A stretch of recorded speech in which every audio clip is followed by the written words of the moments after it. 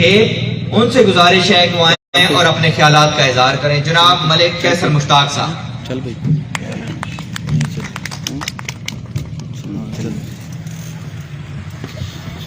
अस्सलाम वालेकुम, बिस्मिल्लाहिर्रहमानिर्रहीम। मैं पहले ई गुजारिश करे सा जेड़े दोस्त इत्थे आए ने इन्होंने बड़ा शुक्रिया। अजकल जड़ा अपना टाइम कढ़ के आना किसी भी तहरीक वास्ते बड़ा मुश्किल होना, ते अमजद भाई ने शुक्रिया जिन्हें रैली ने ऑर्गेनाइज किया ताकि असी अपना जड़ा मैसेज है वो लोगों तक जी आगाही है कि इस भी जिला जी तहरीक है इस भी लोगों का कितना फायदा। मैं तुसा थोड़ी जे थे ब्रीफ जड़ा है वो दस देना भाई। पिंड गेब जी तहसील है 1904 में जिस टाइम जिला अटक बना उस टाइम ते ई शामिल हुई जिला अटक विच। उस तो पहले ई रावलपिंडी जिले का हिस्सा ही ते इतनी पुरानी तहसील होने ने बावजूद अजे तक इत्थे अड्डे कोल कोई यूनिवर्सिटी है जी नहीं है जिसना कैंपस मौजूद है। हुण असी इत्थे रैली जिस टाइम इधर गई तो मां दसने पे हाजी साहब भाई इत्थे 318 जेड़े इन्होंने वैल लगे हुए जेड़े 398 वैल आयल ने खोड़ भी सिर्फ मौजूद हैं। इस तो इलावा अगर तुसी देखो तो तहसील जड़ी जंड है और तहसील पिंडी गेब इस 12 तो 14 आयल फील्ड मौजूद हैं। अड्डा जितना आयल ना जेड़ा रॉयल्टी फंड है वो पार्ट तो दुए पल्ले लगना पाया। उत्थे यूनिवर्सिटीज भी मौजूद हैं, उत्थे अच्छे हॉस्पिटल्स भी मौजूद हैं, लेकिन बदकिस्मती नाल अड्डे इलाके विच कोई यूनिवर्सिटी नहीं में, कोई अच्छा हॉस्पिटल नहीं में। खोड़ विच अच्छा हॉस्पिटल है उसकी भी वजह जड़ी कि क्योंकि इत्थे आयल कंपनी में उसकी वजह तो वे, लेकिन आम जड़ी पब्लिक है अड्डे जितने पिंडगे वे गिनो जंड वे गिनो इस साइड जितना एरिया वे इत्थे कोई भी अच्छा हॉस्पिटल नहीं वे। इंसान की जड़ी बेसिक जरूरत होनी वो अच्छी तालीम होनी ते नाल उसने अच्छी सेहत ने जड़ी सहूलियात उन होनिया। असी इथों अड्डे जेड़े लोग अफोर्ड कर सकने इन कुछ लोग जेड़े उन वाक एंड चले गए बड़े शहर च शिफ्ट हो गए अपने बच्चों अच्छी तालीम दिवाने वास्ते। ते जेड़े लोग अफोर्ड नहीं कर सकने टैलेंट नहीं कोई कमी नहीं होनी, गरीबन ने बच्चे भी बड़े उत्ते तक लगे हुए ने, लेकिन जेड़े गरीब लोग हैं उन्हें अपने बच्चों तालीम दिवाने वास्ते बड़े मसाइल न सामना में। इस वजह तो असी जेड़ी तहरीक ई शुरू की थी ताकि जेड़े अड्डे थे लोग गरीब लोग हैं उन्होंने बच्चों भी यकसा तालीम ने मौके भी मिलन ते उन्हें सेहत दियां भी अच्छी सहूलियात मिलन। असी तो छोटा जा कोई पेशेंट होना उसा छोटा जा मर्ज होना उसा रेफर कर देता है ना जी तुसी पिंडी लै वंजो अटक लै वंजो उत्थे खराजात भी होने उथे इलाज वास्ते भी ऐसा मतलब रवणे नहीं सहूलियात भी नहीं होनिया। तुसा मैंने सारे अगे गुजारिश है तुसी जेड़ियां सियासी जमात जितने इन्होंने इत्थे भाई इन्ना आखा जी कि असी किसी ते तनकीद ना कर सकने। देखो ना मैं ते कोई इत्थे लीडर भी नहीं हुआ, इत्थे कोई सियासी बंदा एजा नहीं बैठा हुआ जिस आवाम को वोट गिदे मैं। जेड़े लीडर होने उनका ही काम होना उन वेखने भाई इलाके नी के जरूरत है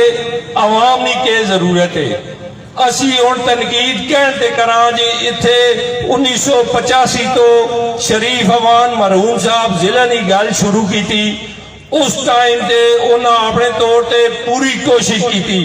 लेकिन जितने भी सियासी जितने सियासतदान हैं उनका जिस टाइम अपना मफाद होना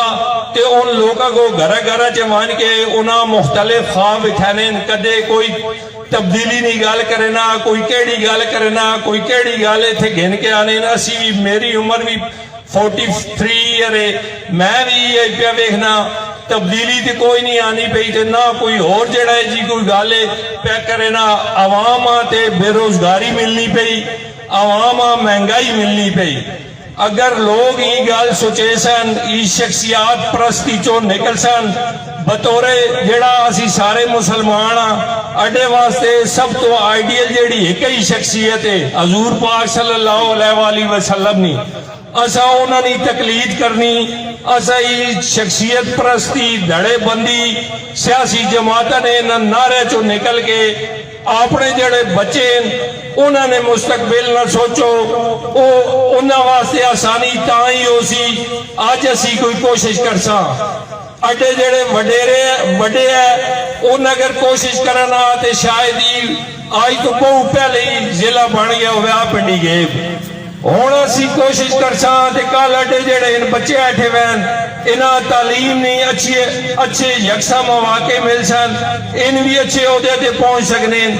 अच्छी सेहत दी सहूलियात भी ताई हो सन अज असी कोई कोशिश कर सा इत्थे यूनिवर्सिटीज बन सन हॉस्पिटल अच्छे बन सन अड्डा जितना रॉयल्टी फंड है वो इस इलाके ते लग सी पिंडी गेब ते जंड मिल के आइडियल जिला बन सकना अड्डे नाल वे गिनो